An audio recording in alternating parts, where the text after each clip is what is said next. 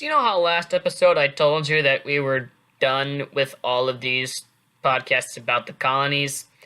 Yep, well, I've got one more. Now, this one more is, like, a little bit interesting. Like, I didn't know if I wanted to, like, incorporate them, how I would incorporate them into the videos, and I thought that I probably could have incorporated them a little bit more effectively, but now I've written out the show notes and I'm not gonna go back and rewrite them. So it's literally probably going to take about 2 to 3 minutes for me to go through this entire show. It's just one page of notes. It won't take that long, promise me, guys. I know I told you we're done, and I feel bad about myself because now I have to sit down and record another episode. I'm literally binge recording, for those of you that are curious. I just binge recorded all from 7 to now, which I think this is episode 11. I just binge recorded all of that tonight. So, yeah. But anyway, today's episode revolves around the development of self-government in colonial America. So to give you a brief overview, in the 1700s, the colonies developed institutions of self-government that were remarkably democratic for that era, and these attempts laid the groundwork for independence from Great Britain. Now, I've got a little bit of a challenge for myself. I figured, I just hit a random song on my Hamilton soundtrack, and I got Helpless. So, my goal is I'm going to do the rest of this episode with Helpless playing in the background, and if I don't finish before Helpless is done, then you guys can, make me do something bad. You can, recommend something in the comments or something like that, and I'll do it or something like that. But I'm going to see if I can finish it before the end of Helpless. That gives me 4 minutes and 10 seconds to do this episode. Let's see if I can do it. Here we go. Come on, hit play now. Let's go. There we go. Alright, let's go ahead and see if I can do this. And the clock is already ticking, so I need to get down and look at my notes. Let's get going. Alright, so Great Britain didn't establish crown control right away, partly because of how remote they were from the colonies, and partly because they just didn't really care. The king appointed a governor to rule each colony, and some governors ruled 2 colonies, and some colonial legislators existed and dealt with local matters, including the power to tax the inhabitants. Governors can depend on this taxation to run the colony. The colonial legislatures also exercised a good leverage because of the power of the purse kind of deal that they had, because they were able to have the power to tax the colonies. Next up, there were town meetings in New England. These were face-to-face decision-making assemblies that were open to all free males, and they happened once a year. At these town meetings, they made important decisions about the town, and they chose, quote, select men to carry out governing functions until the next meeting. This also allowed for a high degree of citizen participation in decision-making. And wow, I'm doing pretty well. We're already a minute in, and I'm already almost done. So the final thing I wanted to talk about was the House of Burgesses. I don't know if it's Burgesses or Burgesses. I'm pretty sure it's Burgesses. The House of Burgesses in Virginia. Anyway.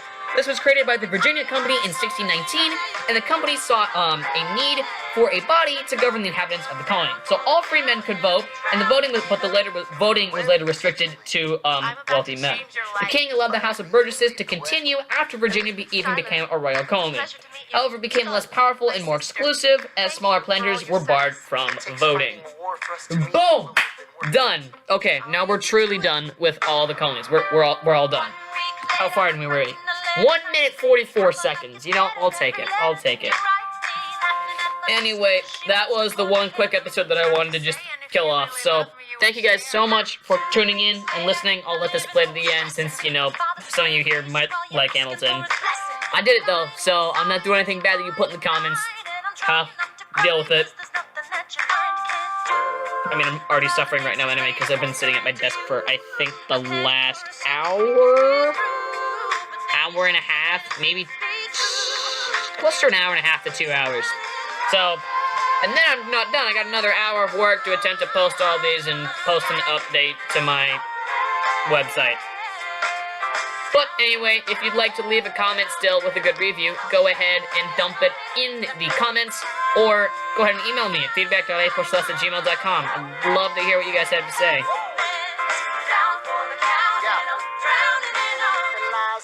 We are a group of historians, as always, based out of the Pacific Northwest town, Colonial, Washington. Probably some of you probably don't even know where that is, but maybe you guys know where Bellingham, Washington is. So maybe we'll just pretend that I'm from Bellingham, Washington, and then just imagine going north one more town. We'll get a little place in Harlem and we'll figure it out. I actually am not a big fan of this song from Hamilton. There are, I think, a bunch of others that deserve the fame. long as I'm alive, I swear to God you'll never feel so. But anyway, I'll see you guys in the next episode. What are we talking about in the next episode? Where are my notes for the next episode? All the way over there. Yeah. What are we talking about? Hey, maybe I can see it from here. Economic trade in colonial America. That'll be pretty fun. So we'll go ahead and talk about that in the next episode. I've also got a little bit of an update. This song's almost over, isn't it? I don't know why I didn't even say this update beforehand.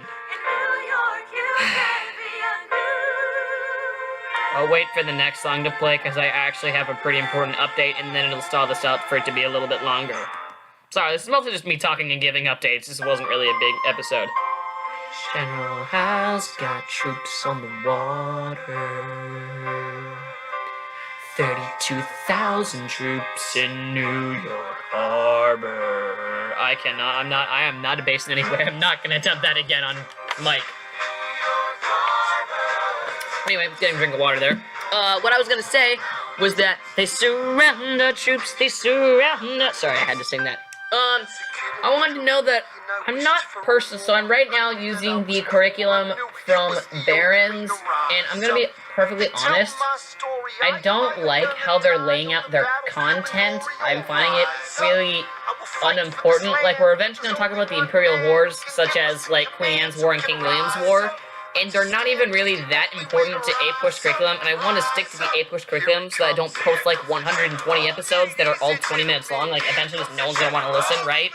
So I kind of just want to try and, like, limit it, you know? So because of that, I'm going to start using content from the 5 Steps to a 5 book more than that of Barron's, because I like how they lay out their history. They don't really give a lot of attention to things like King William's War. Now, I've made the show notes through episode, I believe, 13, so I'm going to keep doing the Barron's curriculum through 13, but then I've planned through episode 20, I believe. Planned through episode 20, yeah, I'm through the American Revolution. So I've planned through episode 20 to get posted in the coming weeks. And that contains the 5 Steps to a 5. So, through episode 20, you can guarantee that we will not only talk about how the colonies start rebelling, but we'll also get through the American Revolution by then, and we'll also get a little bit of a head start on how they create the government. So, in case you're curious on what's going on in the next, 10 episodes about, that's what we're doing the next 10 episodes. By the time the next 10 episodes are over, we're going to be through the American Revolution. See? We go pretty quick here. Anyway, that's all I had to say in this episode, so I'm going to go ahead and call it off. So, thank you guys so much for listening. I'll see you guys in the next episode.